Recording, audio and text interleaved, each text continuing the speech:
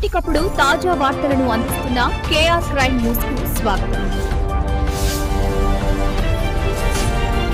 ఎప్పటికప్పుడు తాజా వార్తలను అందిస్తున్న కేఆర్ క్రైమ్ న్యూస్ కు స్వాగతం.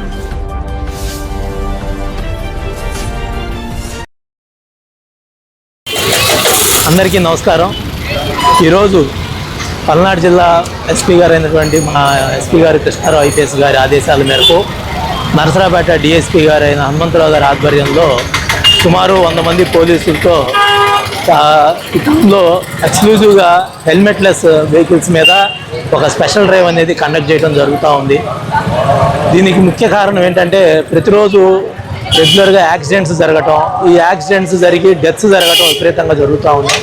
వీటిల్లో అన్ని అబ్జర్వ్ చేస్తే ప్రధానమైన కారణం వెహికల్స్ మీద డ్రైవ్ చేసే డ్రైవర్స్ వితౌట్ హెల్మెట్స్ డ్రైవ్ చేయటమే ప్రధాన కారణంగా ఉంది.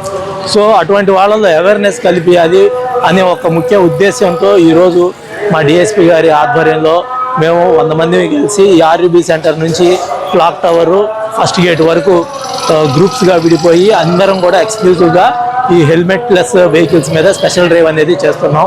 ప్రజలందరికీ కూడా పోలీస్ శాఖ తరఫున మా విజ్ఞప్తి ఏంటంటే అందరూ కూడా ఎవరైతే 2 వీలర్స్ నడుపుతారో వాళ్ళందరూ ఖచ్చితంగా వాళ్ళ వెహికల్ పేపర్స్ని క్యారీ చేయాలి.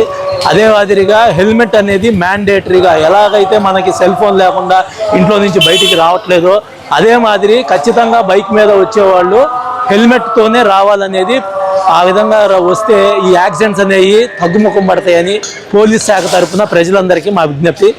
Thank you.